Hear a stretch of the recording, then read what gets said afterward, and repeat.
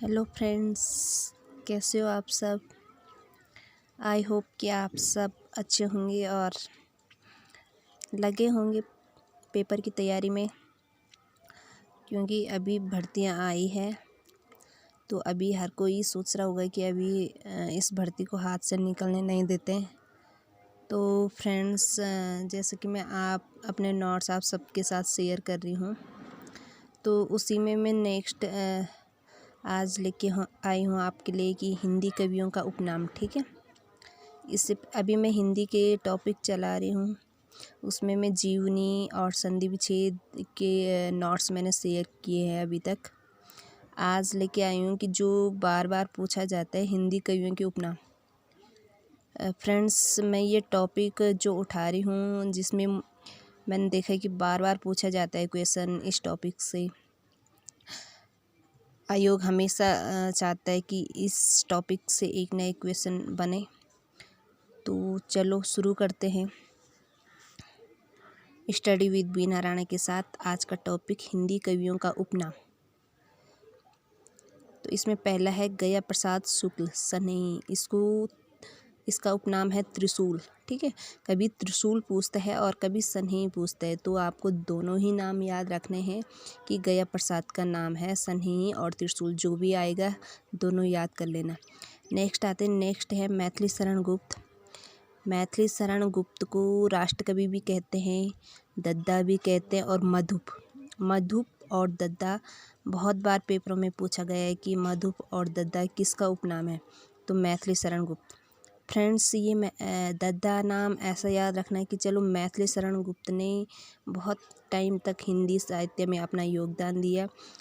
तो ये बहुत प्रौढ़ अवस्था तक इन्होंने अपना योगदान दिया। तो प्रौढ़ मतलब बूढ़े आदमी को क्या कहते हैं, दद्दा कहते हैं, ज़्यादातर दद्दा। ठीक है, इस तरह से ये याद रखना। तीसरा है जगन्नाथ दास रत्नाकर। जगन्नाथ दास रत्नाकर को कहते हैं जकी। नेक्स्ट है केदारनाथ अग्रवाल। केदारनाथ अग्रवाल का भी बहुत बार पूछा गया है पेपर में। इन्हें कहते हैं केन का कवि। केन एक नदी थी और जिस नदी के किनारे केदारनाथ अग्रवाल बहुत टाइम बिताया करते थे। ठीक है, फिर आते हैं नंददास भी पूछा गया है। इनका नाम जड़िया कवि का किसका उपनाम है, इस तरह से क्वेश्चन बनता है। नेक्स्ट है विद्यापति का नाम भी कई बार पेपर में पूछा गया है कि मैथिली शरण गुप्त किसका उपनाम है। अगला है सुमित्रानंदन पंत को कल्पना का कवि कहते हैं। फिर है जयशंकर प्रसाद। फ्रेंड्स, जयशंकर प्रसाद का नाम भी बहुत बार पूछा गया है कि कलाधर उपनाम से कौन कविताएं लिखता था, किसकी रचनाएं कलाधर नाम से थी। और झारखंडी भी इन्हीं का उपनाम था, तो ये भी आपने याद रखना है। नेक्स्ट है भारतेंदु हरिश्चंद्र को कलयुग का कन्हैया कहते थे। ठीक है, फिर है माखनलाल चतुर्वेदी को एक भारतीय आत्मा कहते थे। ठीक है, फिर है उपेंद्र नाथ का उपनाम था अस्क। नेक्स्ट है महावीर प्रसाद द्विवेदी का नाम था आत्माराम। अगले नाम पे आते हैं पांडे बेचन शर्मा। इनको कहते थे उग्र। ठीक है, ये भी याद रखना है। नेक्स्ट है राम वृक्ष बेनीपुरी को कहते थे कलम का जादूगर। नेक्स्ट है कमलेश्वर के एक रचना सुनी होगी आपने कि कितने पाकिस्तान कमलेश्वर की है। तो कमलेश्वर का नाम जो था, ये कमलेश्वर नाम से हिंदी में कविताएं लिखता था, लेकिन उनका नाम था कैलाश सक्सेना। ठीक है, ये भी बहुत मेन है, इसको भी याद रखना। अगले नाम पे आते हैं। अगला नाम है दत्तात्रेय बालकृष्ण कालेलकर। तो इनको काका कालेलकर कहते थे। काका कालेलकर ज़्यादा नाम सुना है हम सब ने, लेकिन इनका जो वास्तविक नाम था दत्तात्रेय बालकृष्ण कालेलकर। ठीक है, नेक्स्ट आते हैं शिव प्रसाद मिश्र का नाम था काशिके। अगला जो आता है सच्चिदानंद हीरानंद वात्स्यायन अगे। तो इनका उपनाम था कुट्टी चातन। फ्रेंड, ये कुट्टी चातन भी बहुत मेन है, क्योंकि आपको पता है कि सच्चिदानंद हीरानंद वात्स्यायन अगे ये बहुत फेमस कवि थे हिंदी साहित्य में। ठीक है, तो कभी इनका ये पूरा नाम पूछ लेते हैं कि अगे जी का पूरा नाम क्या है, तो ये है सच्चिदानंद हीरानंद वात्स्यायन अगे। नेक्स्ट आते हैं राम कुमार वर्मा। राम कुमार वर्मा, वर्मा नहीं लिखा हुआ मैंने यहाँ पे, ये भूल गई शायद मैं। इनको कहते थे कृषक, ठीक है, ये भी याद रखना। नेक्स्ट है सूरदास। सूरदास को कहते थे खंजन नयन। फ्रेंड्स ये मतलब अंधे थे, देख नहीं पाते थे। ये अपनी कविताओं को गाते थे और इनके जो शिष्य हुए इन्होंने इनकी रचनाएं लिखी, तो इसलिए ये खंजन नयन के नाम से फेमस हुए। अगला जो आता है दुष्यंत कुमार। दुष्यंत कुमार को कहते हैं गज़ल सम्राट। नेक्स्ट है गोपाल राम। गोपाल राम को कहते हैं गहमरी। अगला है चंद्रधर शर्मा। चंद्रधर शर्मा को गुलेरी उपनाम था इनका। नेक्स्ट है सुमित्रा नंदन पंत। फ्रेंड्स ये सुमित्रा नंदन पंत का नाम भी पेपर में बहुत बार पूछा गया है कि सुमित्रा नंदन पंत का उपनाम क्या था, तो इनका गुसाई दत्त। गुसाई दत्त याद रखना बहुत बहुत बहुत महत्वपूर्ण है, ये आ सकता है पेपर में इस बार भी, क्योंकि बहुत बार पूछा गया है। तो क्या होता है कि पेपर में जो क्वेश्चन पहले पूछे गए हैं उनके बहुत चांस बन जाते हैं कि वो अगली बार भी पूछ ले। नेक्स्ट है विश्वम्बर मिश्र। इनको कहते थे चैतन्य महाप्रभु। चैतन्य महाप्रभु विश्वम्बर मिश्र, ठीक है, इस तरह से इसको याद रखना है। फिर प्रेमचंद। हाँ, प्रेमचंद का नाम भी पेपर में बहुत बार पूछा गया है। इनको धनपत राय कहते थे। प्रेमचंद का वास्तविक नाम धनपत राय था, ठीक है। फिर यह नवाब राय भी इनको कहते थे। अगला है सुदामा पांडे। तो सुदामा पांडे भी बहुत बार पेपरों में पूछा जाता है कि धूमिल का वास्तविक नाम क्या था, तो सुदामा पांडे। ये भी पेपर में पहले पूछा गया क्वेश्चन है कि धूमिल का नाम क्या था। फिर है बैद्यनाथ मिश्र। बैद्यनाथ मिश्र नागार्जुन। नागार्जुन नाम तो हमने सुना है हिंदी में, लेकिन इनका जो वास्तविक नाम था वो था बैद्यनाथ मिश्र, ठीक है। और फिर ये यात्री नाम से भी कविताएं लिखते थे। कभी क्वेश्चन ऐसा बन सकता है कि यात्री नाम से कौन कविताएं लिखते थे, तो बैद्यनाथ मिश्र दे देगा, और ऐसी नागार्जुन नहीं देगा, ऐसी नाम और दे देगा। तो हमने देखना है कि ये यात्री नागार्जुन का वास्तविक नाम है बैद्यनाथ मिश्र। नेक्स्ट आते नरेश मेहता। नरेश मेहता का नाम है पूर्णशंकर शुक्ल।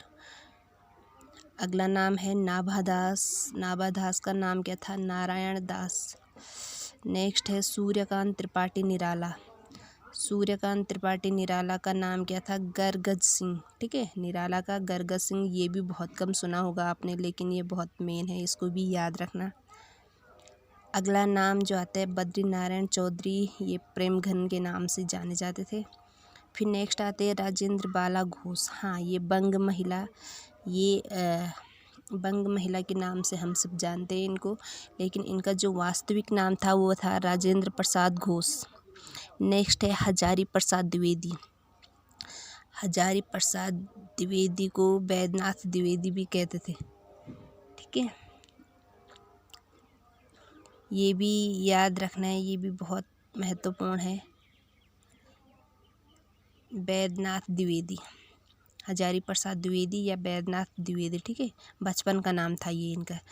नेक्स्ट है मनु भंडारी। हाँ, मनु भंडारी का नाम भी पिछली बार पूछा गया था, मनु भंडारी का नाम, तो इनका नाम था महेंद्र कुमारी।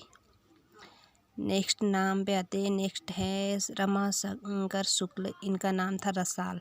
क्वेश्चन कभी क्या आता है कि रसाल किसका नाम था, तो रमाशंकर शुक्ल। फिर नेक्स्ट आते सैयद गुलाम नबी। इसका है रसलीन। सैयद गुलाम नबी का असली नाम क्या है, रसलीन का असली नाम सैयद गुलाम नबी, ठीक है, इस तरह से इसको याद रखना। फिर नेक्स्ट जो नाम आता है रस खान का है। रस खान का असली नाम बहुत कम लोग जानते होंगे। रस खान का असली नाम है अब्दुल रहीम खान खाना, ठीक है, अब्दुल रहीम खान खाना।